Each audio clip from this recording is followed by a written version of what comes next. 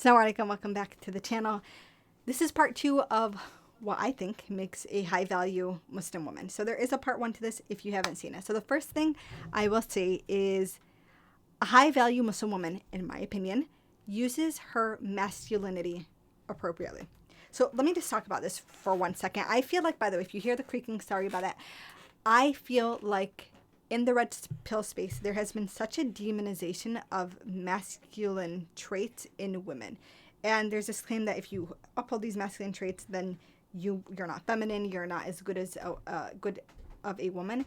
And I think like it's such a small way of thinking. It's not very nuanced. When I think of a high value woman, I think of a woman who knows when to allow that masculine energy to show itself and uses it appropriately. So she's not using it with her husband or her, her family members necessarily, right? Or her love. But I'll give an example, right? I'm a PA, so I practice medicine. If you guys don't know what a PA is, some people might not be familiar. It is one of the medical providers in the United States. So it is, I see patients the same way a doctor sees patients. And when I'm at work, I'm the only provider in the clinic. And that masculine energy needs to come out. Even though I very much pride myself on the femininity that I do try to uphold, there is a level of masculinity because I'm the one leading, I'm the one kind of in charge. So I'm the one giving the commands of, hey, we need to do this, I need this lab test, blah, blah, blah.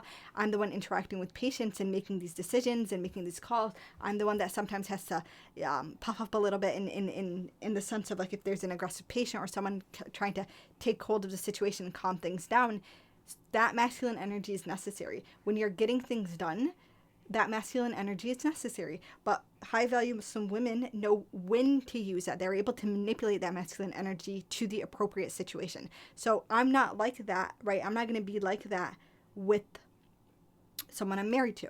That's just at home in that situation, right? In our deen, the man is supposed to be the head of the household. So I'm kind of holding back. And you can be a highly feminine woman who has those masculine characteristics and uses them and like still is feminine. It doesn't take away. So if there's just a lot of shaming around this that I don't appreciate, because I know such incredible women who like very much high powered, they have that masculine energy in them, but it doesn't take away from like how incredible they are as women and what they're able to contribute to their families and to their communities and to the world at large. A high value Muslim woman, obviously, you're a high value Muslim woman, fulfills her obligations to Allah subhanahu wa ta'ala. It's like she takes her salah seriously. She takes her relationship with Allah subhanahu wa ta'ala seriously. She makes time for her and Allah. She takes time to make dua. I'm not gonna lie, I struggle a lot of times to remember to make dua for things, and I admire so highly the women who, when you bring something up that you're struggling with, are like, oh my God, I'm gonna make dua for you, or I made dua for this, and I'm like, I love that you have that personal relationship with Allah subhanahu wa ta'ala where at any point in time you're thinking, I need to pray about something. So these women take these obligations seriously. They take that relationship and find it to be so meaningful and invest their time in it. A high value Muslim woman makes it a point to smile.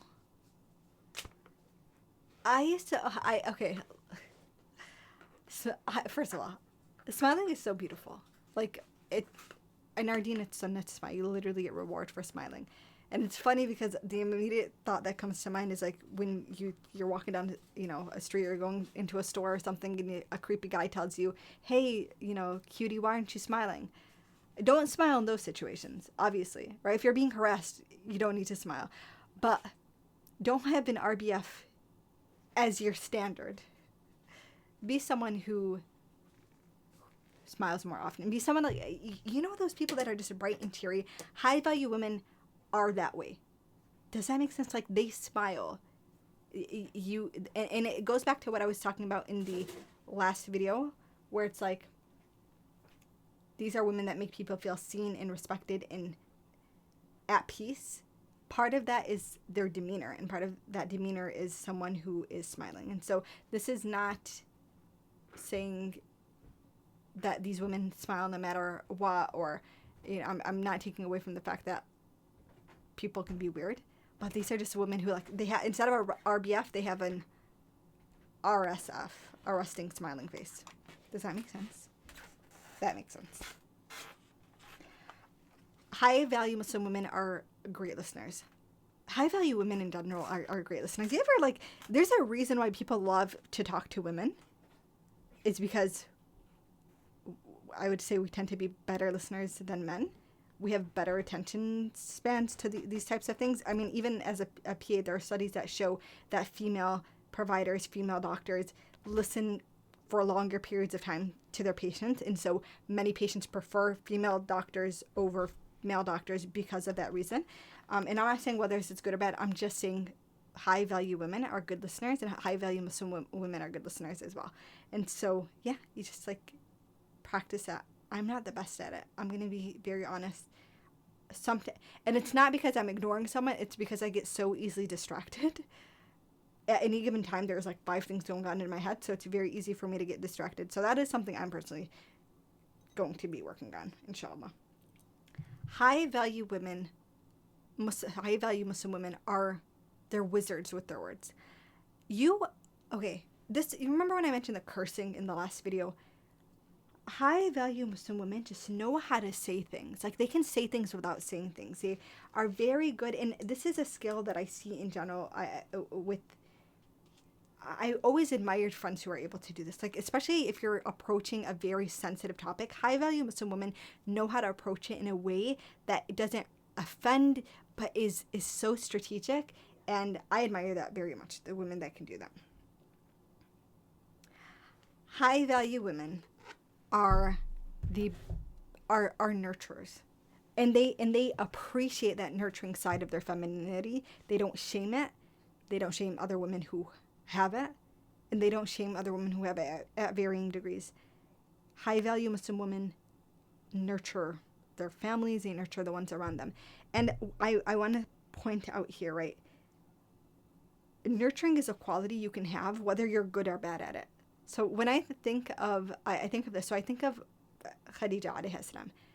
Khadija was she was very much a nurturer. Her nature was so safe and, like, protective of the Prophet alayhi salam, and you can tell just by the conversations they have and the things he would say about her. You could tell that was how she was. The fact that for so many years she stayed with her children. I know we like to talk about her being a CEO and having these companies, but she wasn't leaving her house to negotiate these business deals. She was sending people on her behalf, and a huge portion of her life was her raising her children with her husband. And sometimes we forget about that, but she was highly nurturing. And so you have that, but then you have, like, Aisha radiyallahu anha, who also was very nurturing, but some things that are stereotypically nurturing, she wasn't the best at. So, for example, Aisha wasn't the best cook. She wasn't the best at cooking. She would actually get very jealous. She shares with us, she would get very jealous of other wives of the Prophet ﷺ who were much better at cooking. But the fact of the matter is, despite her not having that skill set, and maybe you're not the best at cooking, or maybe you're not the neatest, or whatever it is that is stereotypically nurturing, you can still be nurturing, right? You don't have to be, like, perfect at it. And so I wish more women, knew that, because sometimes I feel like we disregard and dismiss nurturing in general and see it as something that is maybe below us or primitive. But the reality of it is that women do it better than men, because Allah subhanahu wa ta'ala put it in our nature. We are literally the ones who have the capacity to carry and birth babies. And so we have to be able to nurture, because we inherently nurture this fetus in our womb without thinking about it, right? It's like their umbilical cord, the placenta, all of that is connected, and our body just creates it. SubhanAllah.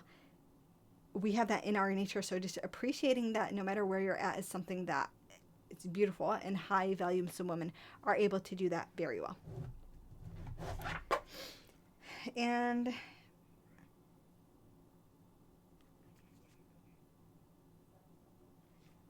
that's all I got. I thought I had one more. I hope you guys liked this video. If you did, please like, comment, subscribe, and stay tuned for more, inshallah. Assalamu alaikum.